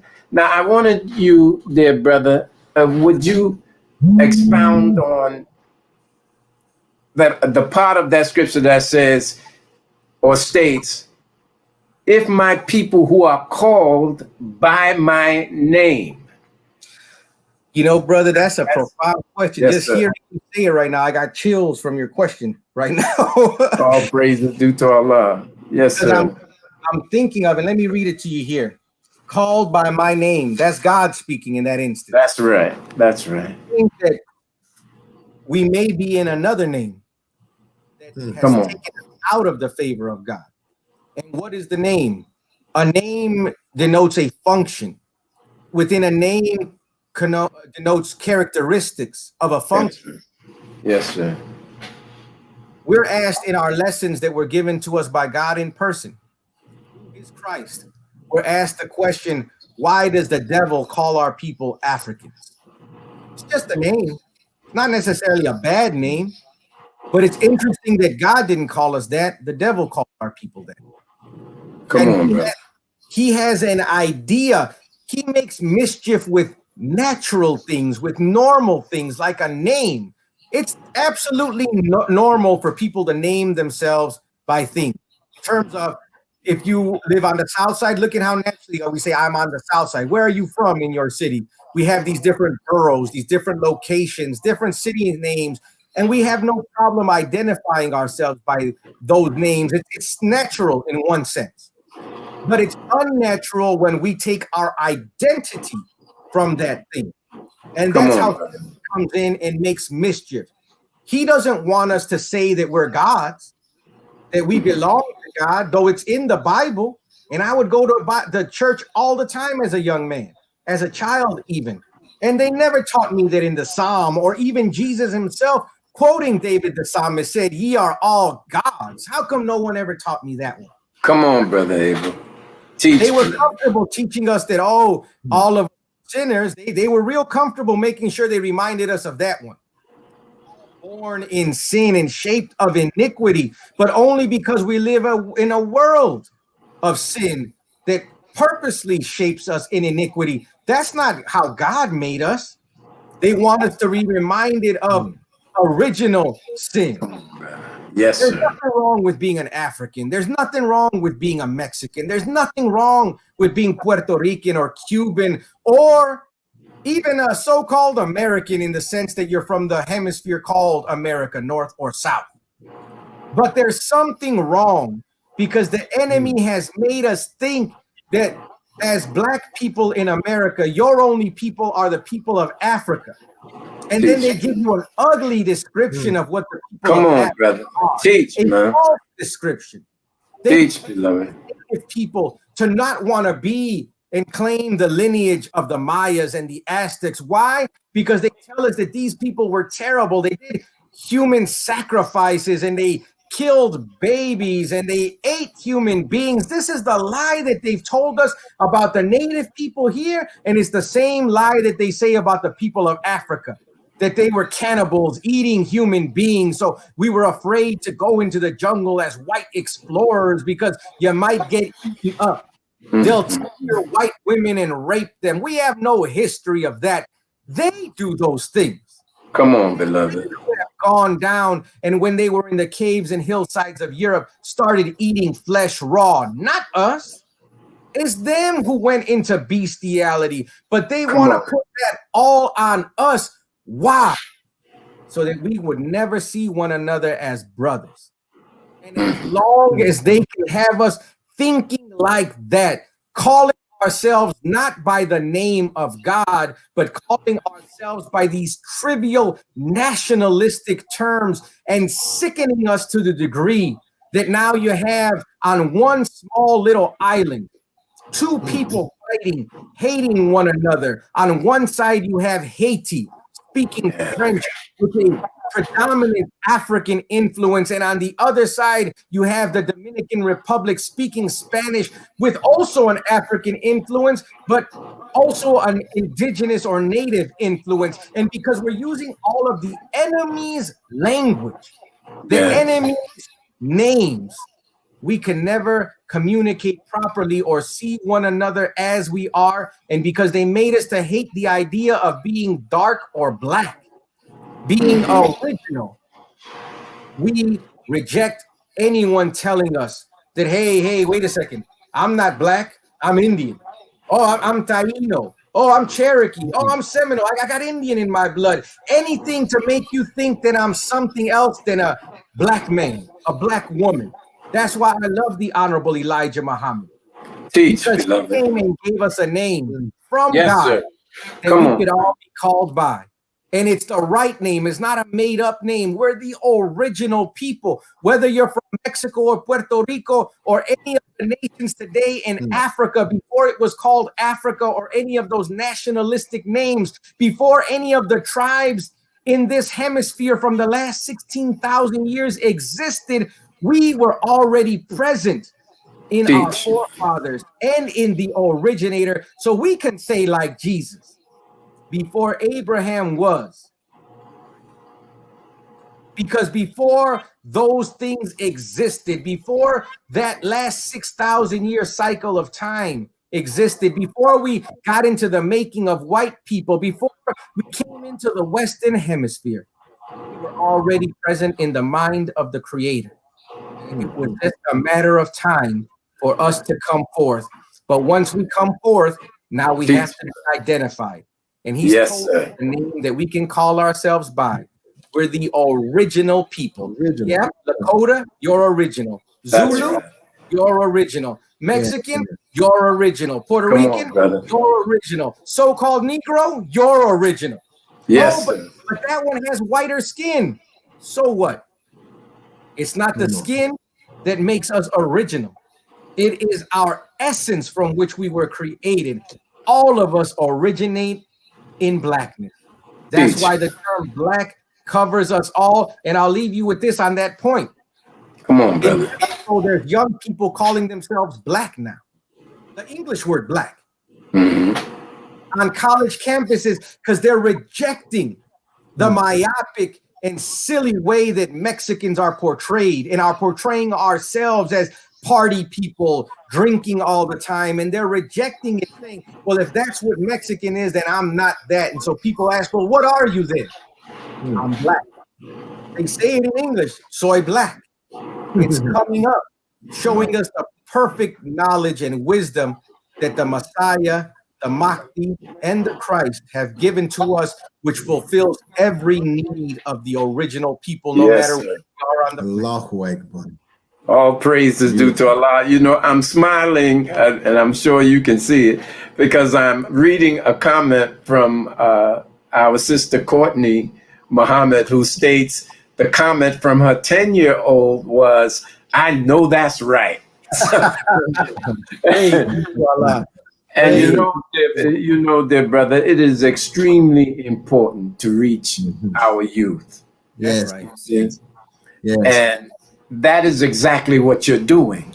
So we are gratified, really, and edified by your presence here and the message you're delivering to me, to Brother Chad, to all who are listening, all under the sound of your voice. It is extremely important. My dear brother, I just want to, if you would, expound on this particular issue. And it is something to consider. Of course, in the Black community, Christianity is a big religion, if not the biggest religion. And our concept, of course, is Jesus as the center point of that expression. But we also know that in the quote unquote Latino community, Christianity is also a very, very big faith expression. I would like you, dear brother, if you would, and again, Jesus being the center point or the central figure in Christianity. That's right. I would like you to talk on Jesus, dear brother, if you will, and our up-to-date modern understanding of the man, of his mission, and of his person. Absolutely. Absolutely. That's a huge question, you know, brother, in Mexico, and in Mexico in particular, but Latin America in general, but it's specific to Mexico. You have, I don't know, there has to be hundreds of thousands of men named Jesus. That's right. You don't find English-speaking people naming their son Jesus. I remember even in high school, one of my friends was named Jesus. And we called him Jesus because that's phonetically, it's the correct way to say it. We didn't call him Jesus, which even is interesting, isn't it? As much as white people are English only, don't speak Spanish here, they won't call him Mexican Jesus. They'll call Miguel Michael, but they don't make Jesus Jesus. Isn't that something? Because they're so ignorant. They think it's somehow, they think it muddies the name by saying it in English or something, like if Jesus spoke English himself. But it was interesting because we had a teacher, was a white lady. And when we realized that everyone called him Jesus, I had started already studying the teachings, and we started calling him Jesus in class. She got so upset, this woman. She put us out of the classroom. She said, his name is not Jesus. His name is Jesus. Jesus is the Lord's name. Yes, sir. Wow. We could not believe the ignorance. And this is a teacher. Come on, brother. How could it? Wow. You had no problem. My name in Spanish is Abel, but you call me Abel in English. Why would you have problem calling this Mexican boy Jesus? But it's something that the Mexican mother has no. All over Mexico, you have untold numbers of Marias named after the mother, and boys named Jesus named after the son of Mary, Maria. It's something about our natural love for such a man that when they told us about him as this savior who comes to give justice to the people, a mother would name her child that. There's great significance to that in a land of people who've been tormented, because it was something very much genetically in us. And it goes back to ancient times that it was written in the history, not under the name Jesus, but different cultures had different names and titles for this wonderful human being, an enlightened one who was to come to end the civilization of the devil. So you have, in one tradition, they call him Quetzalcoatl, which means the feathered serpent. And in other traditions, they call him Kukulkan, which also means the feathered serpent. The significance of this human being is a man who comes to end the duality of human beings, who comes to end the inner turmoil of human beings. He comes to set justice in the earth. He comes to bring knowledge and wisdom and science and civilization to the people. And some of them say he's born of a virgin, some of the traditions. Others say that he goes into the land of the dead and takes the bones of a dead people and breathes life into them again, agreeing with the description of the Jesus figure of the Bible and the Holy Quran, showing us again that connection between all of the original people. But it's not by accident that there in Mexico, you have pyramids dedicated to this Christ figure called Quetzalcoatl or Kukulkan. I've been blessed to visit at least two of them. One in what is called Cancun, called Chichen Itza, where they have a huge pyramid dedicated to Kukulkan, the feathered serpent. And it has on each side, it's like a calendar. And on the day of the equinox, when the sun hits the top of the pyramid, it looks like the body of a serpent descends down to the head of a snake. But it's a feathered snake representing this Quetzalcoatl figure. Last year, I was blessed to visit a temple in what is called Tepoztlan, which is dedicated also to Quetzalcoatl. It's at the top of a mountain. It's significant to us in the Nation of Islam because it's the mountain where the Honorable Minister Louis Farrakhan had his vision. Yes, sir. We were blessed to climb that. We were blessed to do prayer at the top of the mountain. And we were in tears on that mountain because you could feel. But this pyramid is a ruin now. It's no longer in pristine condition. It even has no on it. Walls are missing. It's ancient. It's very old and weathered. So our people have been waiting for this human being and anticipating his arrival for a very, very, very long time. Isn't it interesting that we in the Nation of Islam know the reality of that human being and are striving to be an example of that human being, disciples of that human being, to hopefully become apostles, those sent out from the human being. Why am I saying all this? Because, brothers and sisters, it would be a disservice to talk about Jesus as if he's only a man of history and not talk about the one that the historic Jesus of 2,000 years ago prefigured. We are brothers today. because we have met Christ. That's how you know that we've met Jesus, because it's written in the scripture.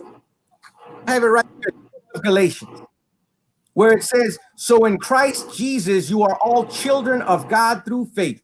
For all of you who were baptized into Christ have clothed yourself with Christ. There is neither Jew nor Gentile, neither slave nor free, nor is there male and female, for you are all one in Christ Jesus. If you belong to Christ, then you are Abraham's seed and heirs according to the promise. This is what you see the reality of in the nation of Islam. Come on, brother. That you cannot find anywhere else. Teach. The bond of our spirit is based on our belief. Mm-hmm. I hate when that happens. Today, that is the Jesus that was promises. That we walk with Jesus, not by what we say, but by what we do. And we strive every day to be better at it.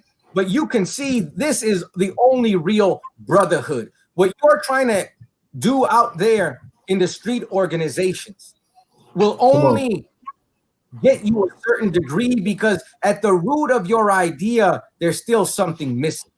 At the root of the other churches, at the root of the other ideas, I know they may do some good for you, but I can tell you that I was blind and now I see. That's right. Come on, Brother Abel. Yes, sir. We have life. Teachers, not because we're trying to be black, and not because we're trying to be other than ourselves. We're allowing He that it is in us to manifest His greatness, so that the world can see the greatness of that light that we're trying to follow, that light that we're trying to make a part of ourselves, so that when you see me or Brother James or Brother Chad, you actually see three. Not just the three on your screen, but come on, brother. That we are trying to represent Allah, God, His Christ, and their Messiah. And if we do a good job of that, then not only are our eyes becoming open, not only have we been raised to life, but if we are truly representing those powers, which is only one power, the power of Allah, then when us properly represent them, then your eyes will become open. Not because Abel, Brother James, or Brother Chad did something. All we did was tell you what the power said. Come on, bro. That's right. Moon and yes, sir. Sun. Yes, sir. And yes, sir. That you and I can become better. You and I can do better, and we would be rightfully accepted by Him as part of His family and aired and called by His name. So I'm happy. I mean, I had a name of the slave master and colonizer, but I'm so happy to have the name of God, Muhammad. Yes. And that's how you know we're brothers, because look at all of us have Muhammad. That means that's right. That's right. That's right. That's right. That's true. Sure, and you know, dear brother, this when I asked you the question regarding the scripture in 2 Chronicles, yes, you know, that's when that was out of my taking that scripture personal and limiting it to those of us who are named Muhammad, since we know that that is the God's personal name. That's right. But I'm learning, dear brother, that it goes far beyond, and you also addressed it very beautifully. It goes far beyond that. But you know how possessive we get, brother. Just like any child. That's my bad, not yours. That's right. That's right. But we greatly appreciate you giving us an expanded understanding of that scripture. All praises due to Allah. So, Brother Chad? Yes. You know, you touched on so many things, Student Minister Abel.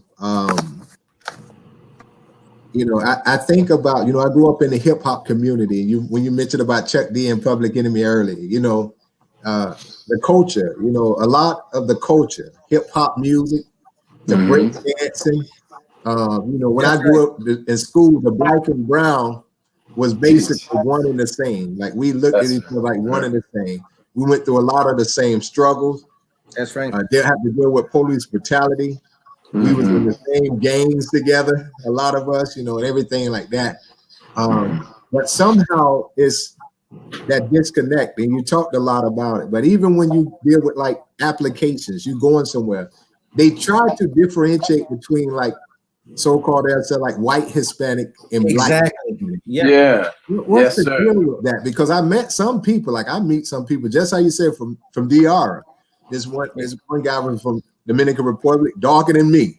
Right. But he did not consider himself black. And he say, I do not mess with black women. Like I don't mess with black women. I met some people from Cuba the same way.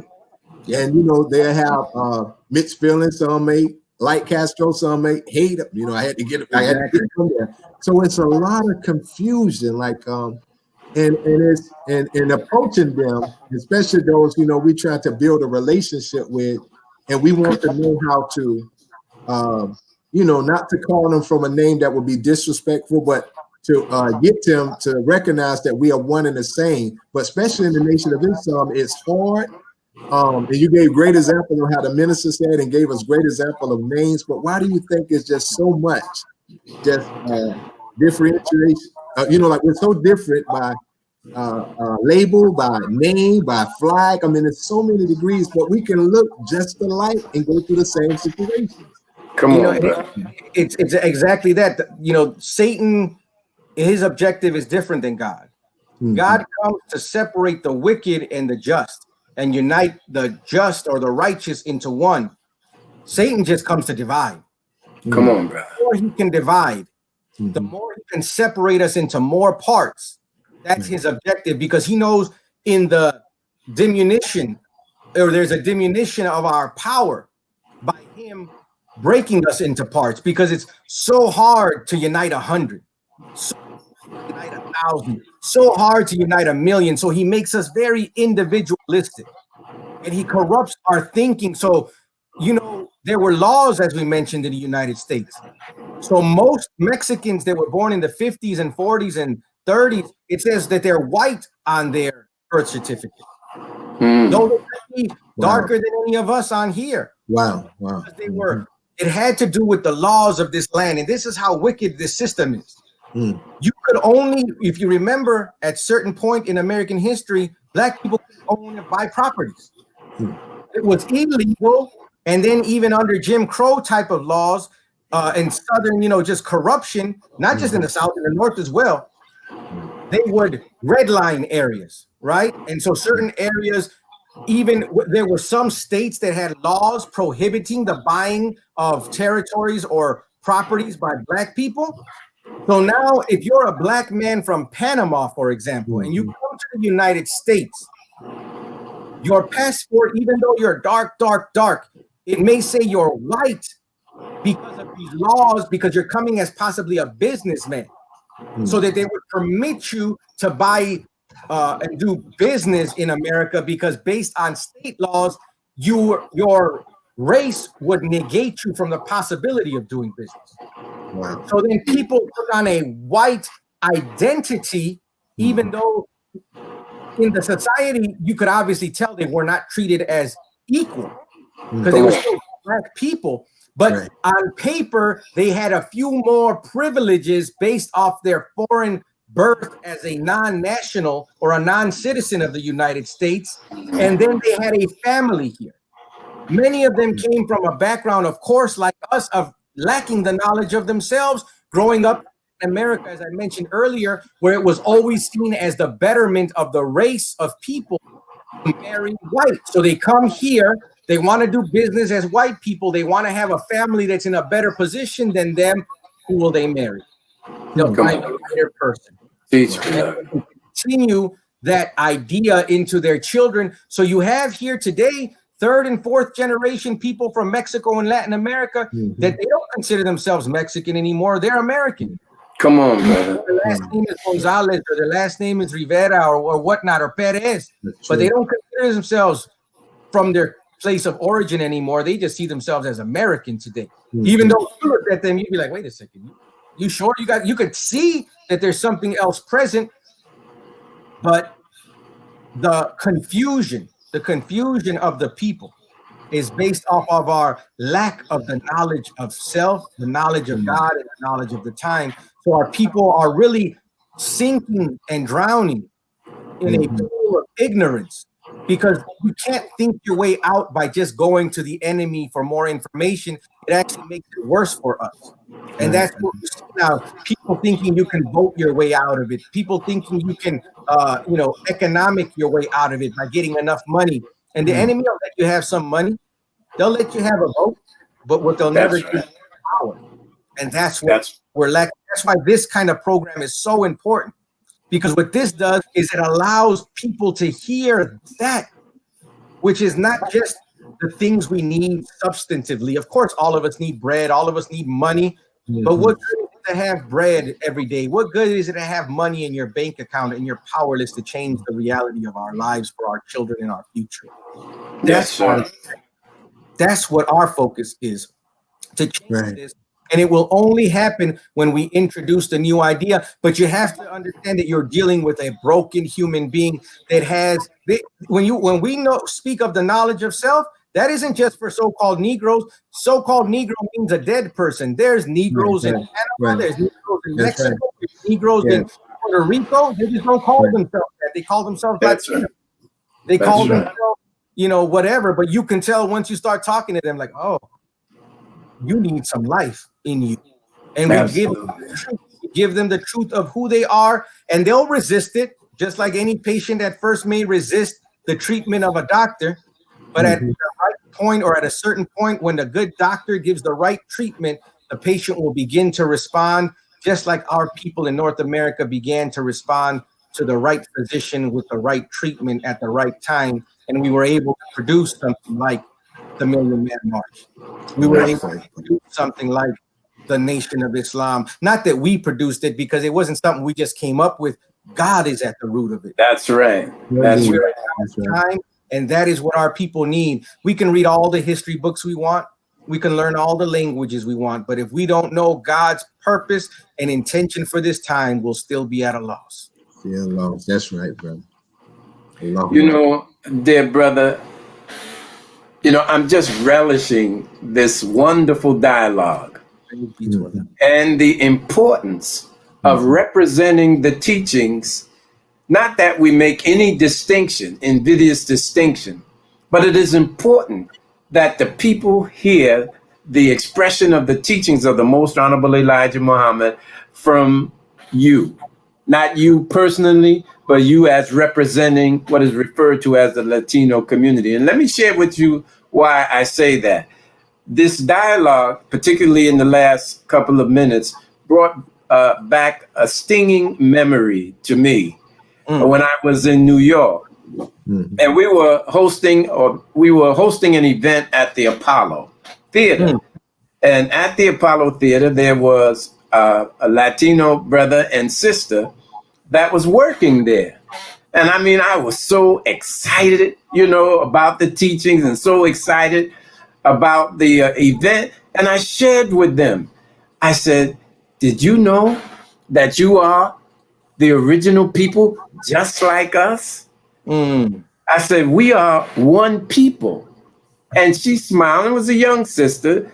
And she smiled and then called her fellow employee who was Latino over. And in a mocking kind of way, she said, did you know that we were niggers?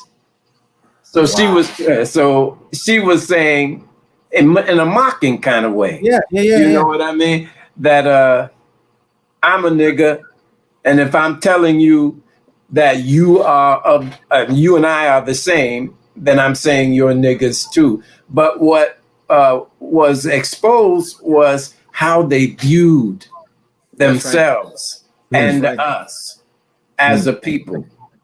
You see, and this is the thing that we have to overcome if we're going to see the unity of the people. And as I, reiterate, dear brother, I can teach it. I mean, I can say the same things you're saying, and others can. But until we learn how to express the universality of the teachings of the Most Honorable Elijah Muhammad, it is critical that representatives such as yourself, of the teachings of the minister, teach the people, particularly those who are called Latino or La Raza or Mexicano or whatever Spanish label that they're under. It's critical.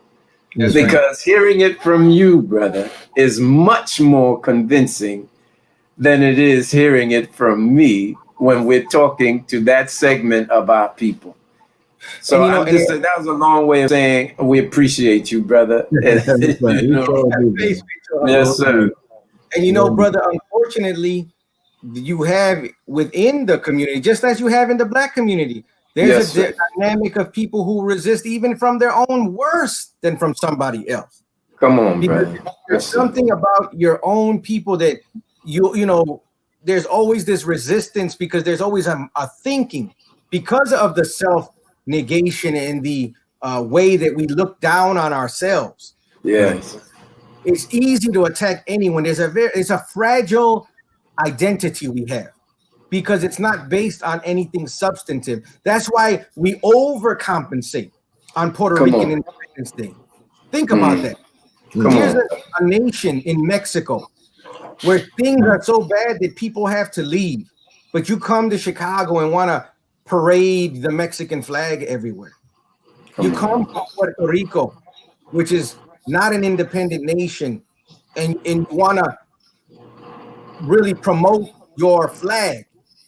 Why? Because there's something underneath it that we don't really want to address. There's something hidden from view that really bothers us because it's a sign that there's actually something wrong with Mexico. There's something wrong with Puerto Rico. There's something wrong with our so-called nationalist identity, which does not permit us to be truly free, to truly have power, to truly be organized. We're still here in a second-class position. And hell, we're even like that in our own homelands. That's why we're leaving there. We're coming to the country that is the source of all of our pain and suffering. And we never rise up to address the oppressor. Instead, we knock one another off. We'll poke at Black Lives Matter. We'll poke at those who are fighting for immigration rights. We'll poke and we'll say, and then we come up, going back to that thing you mentioned earlier about names. We start coming up with new names for ourselves, further dividing ourselves. That's how entrenched the enemy's thinking is in us. It's not enough to be Hispanic. It's not enough to be Latino. It's not enough to be Native. Now we're Latinx. Now there's this new term, BIPOC, Black Indigenous People of Color. All of those are wrong except for Black. Come on, brother. Then you have these other terms coming up, foundational Black Americans.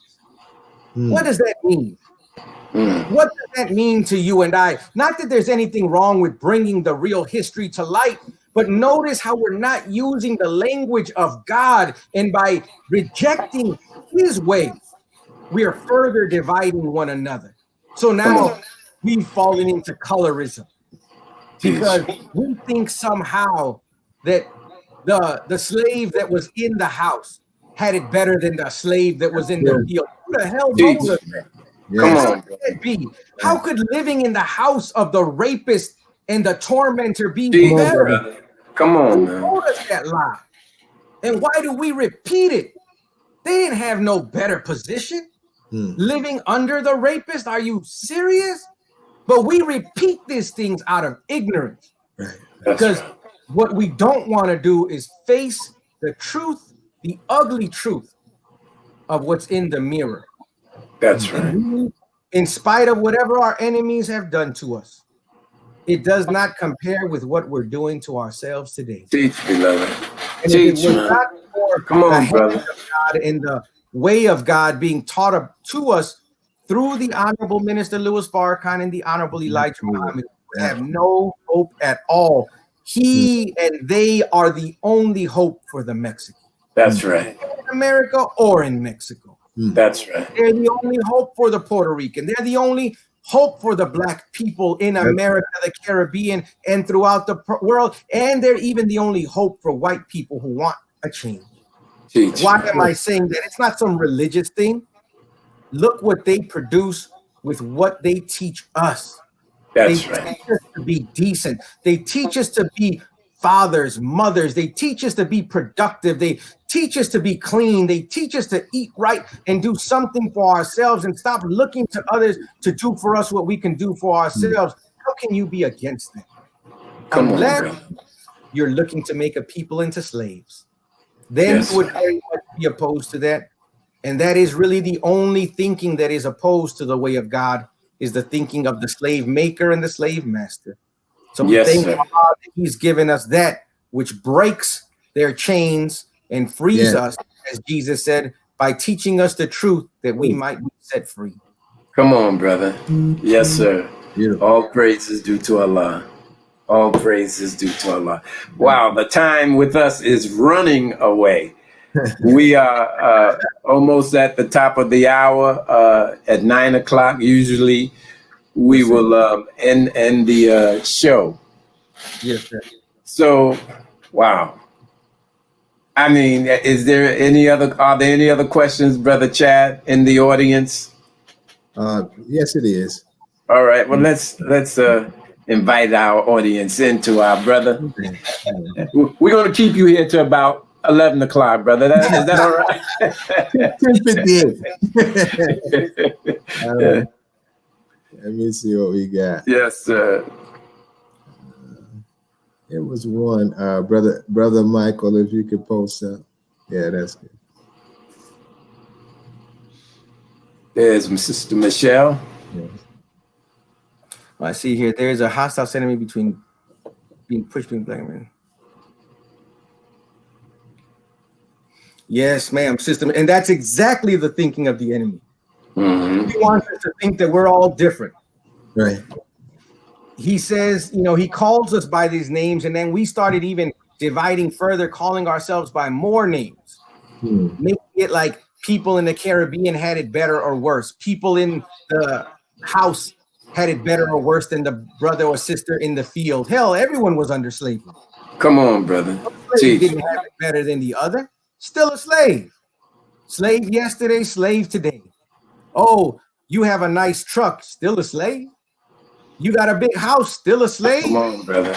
Teach it. You speak Spanish, still a slave. And this is how ignorant our people are. If you talk to the average Mexican, they don't know that their people were enslaved. See, there's a hidden hand that has made us think we're in a better position. Like, well, we never went through that. Yes, we did. The native people, they tried to enslave them before they brought the Black man from Africa. Right. And they were only successful, to teach us the Honorable Elijah Muhammad, to an extent. Because we knew these lands and these areas, and we could flee to the mountains, flee to other areas. Yes, sir. So that's when they went to get the Black man and bring him to do the work that they couldn't get the native people to do. Why? And then they pit us against one another. Why? So that we could be in a constant state of division, be a constant state of subordination to them. And it exists to today. So today, we now have mixed ourselves, not only physically, genetically with the enemy, but their thinking is well embedded in us. And it has to be uprooted. And the only way to really kill a weed is you have to get out underneath and pull the whole thing out so it's exposed to the sun. And once the sun hits it, then that root is dead for sure. You and I have been given that light-giving sun through God himself, through his Messiah and their Christ and the Christ, so that we can bring up the root. We have to face the ugly truth. Yes, we suffered, but we didn't suffer for no reason. That's and right. today we're in our time today. And the only thing that is keeping us from manifesting the greatness and the promise of God is our thinking is still entrapped to their system and way of looking at things. And once we accept a new way of seeing ourselves as we truly are, we will throw off the shackles of their thinking and we'll walk like free men in unity and Yes, brotherhood. sir. You know, I'll close with this really quick. Mother Tainetta Muhammad pointed to us that the black stone that you find in the Kaaba in Mecca, it's actually believed to be 3 meteoric kind of rocks that were somehow melded together. Mm. And it's a black stone, but it has a brown and reddish hue to it. Wow. Mm. Come on, brother. Yes, sir. Cornerstone of the sacred Yes, sir. house of God. Isn't it something that sign there that 2 billion Muslims turn to every day Teach is a me, Lord. black stone at the corner of a building, the house of God that they call it. Mhm. Very But good. it's black with reddish and brownish hues. Allah. Could be a sign of what God would do here in the hells of North America to establish not a building, but to establish a nation with black people who also have red and brownish hues as the corner of a new civilization and a new universal government of peace, wherein we all can live in peace together. But we can't have peace till we first have truth. And the That's truth right. we Come can on, work. brother. That's what we see and hear every time we hear the Honorable Minister Louis Farrakhan. Yes, sir. Allah. Make it plain. Dear brother, listen, as we are approaching the climax of the show, normally what we would do is play clips of the same clips that run when we're watching the webcast. Yes. We normally would play that. And then Brother Chad and I would make the appeal. And of course, the appeal is for those of you who believe what you heard from our brother or our guest or from any one of us, believe that it is the truth and good for you and good for your people, then we send them to noi.org to join up with the Nation of Islam. Now, I'd like to make that appeal, but I want to ask you, for any of our Spanish speaking and understanding brothers and sisters who may be listening, could you make that appeal in the language, dear brother? We would Absolutely. love that. Yes, sir. Thank you so Yes, sir. very much. Yes, sir. So, queremos invitar a todos que han escuchado este programa esta noche, que si creen que lo que escucharon es la verdad y bueno para nuestro pueblo, nuestra familia y nuestra sociedad, y quieren aprender más de las enseñanzas del honorable Elijah Muhammad, como son demostrados para nosotros por el honorable ministro Louis Farrakhan, queremos que vayan aquí a noi.org y empuje donde dice que quiere ser miembro de la nación del Islam para poder aprender más de las enseñanzas que dan vida, las enseñanzas que salvan vidas del honorable Elijah Muhammad, como son representadas perfectamente por el honorable ministro Louis Farrakhan.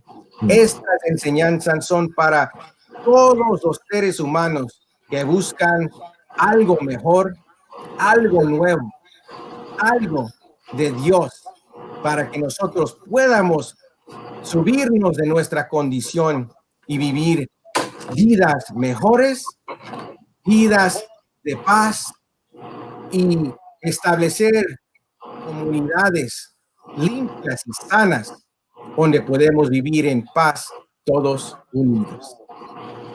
Allahu Akbar. Now, I didn't understand most of that, but brother, I felt the spirit.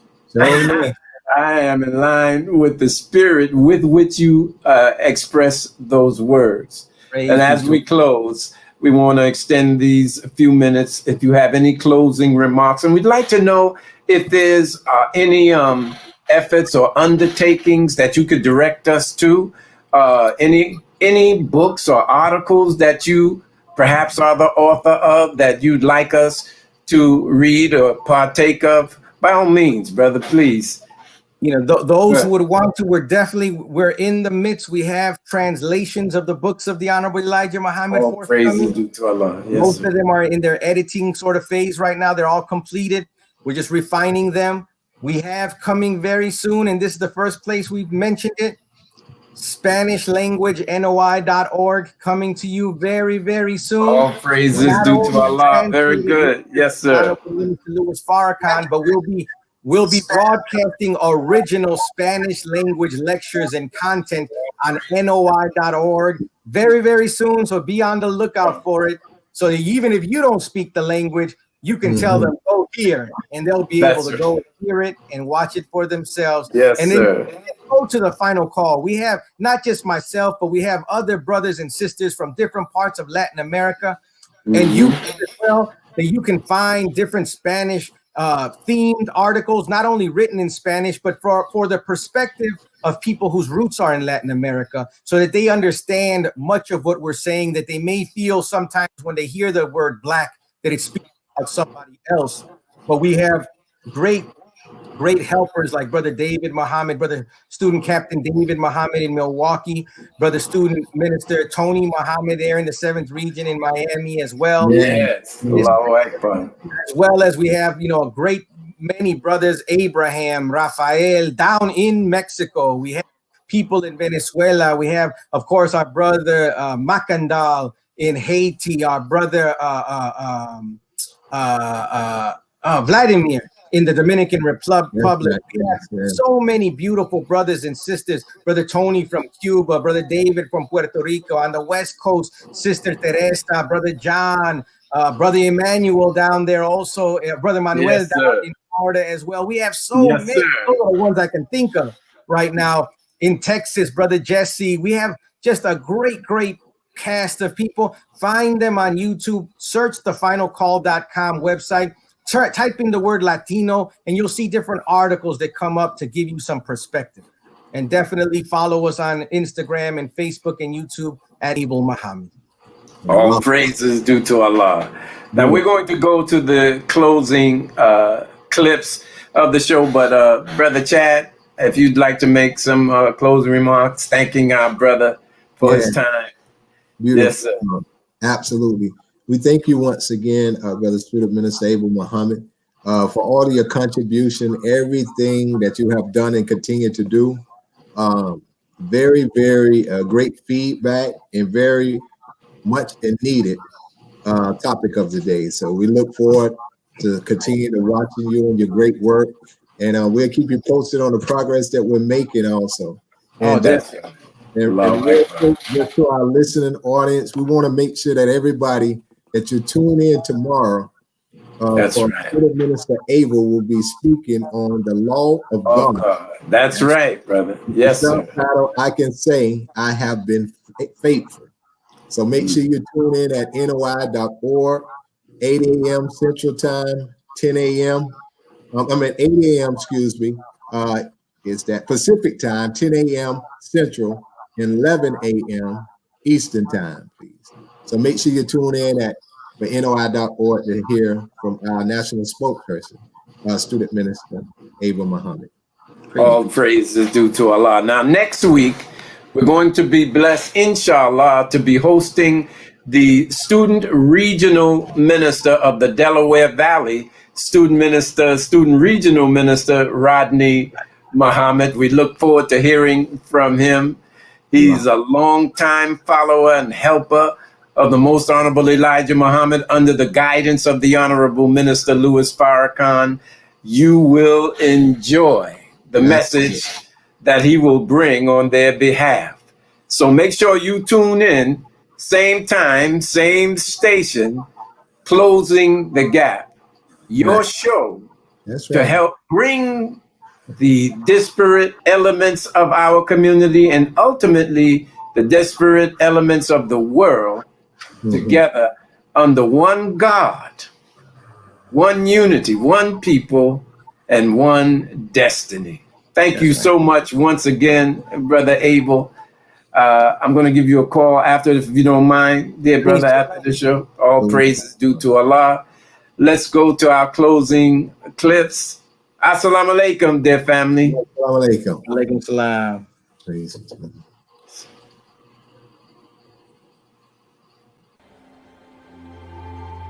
This house is dedicated to knowledge and to the spreading of knowledge.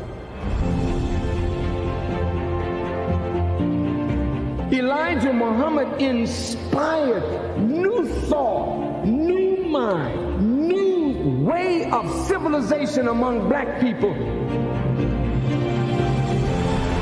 But he wanted a house from which a light could be lifted up to give guidance to all who would be guided as this world begins to close down. This National Center for the re-education and retraining of the black man and woman, but for the totality of the human family of our planet.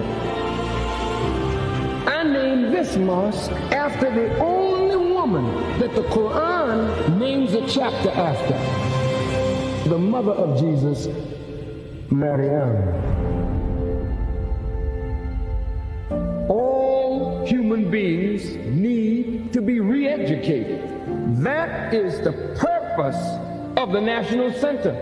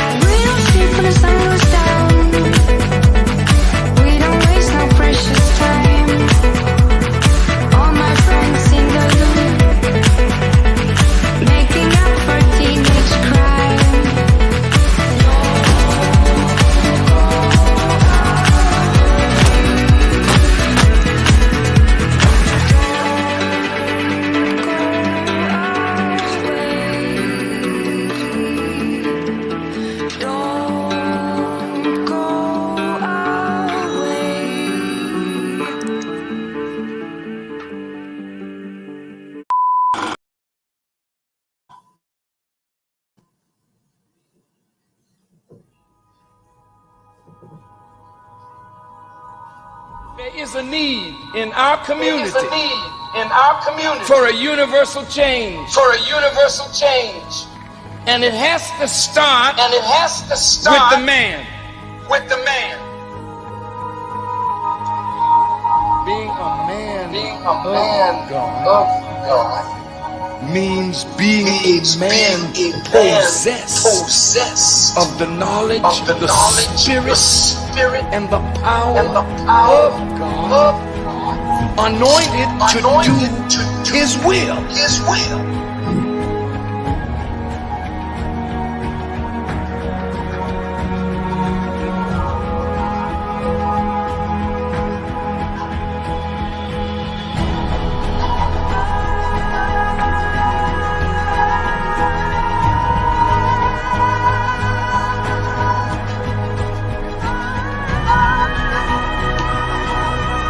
To build a people, you first must make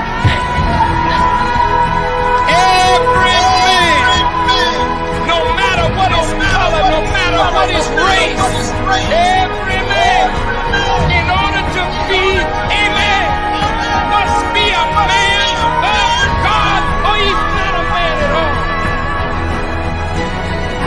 Let us make man.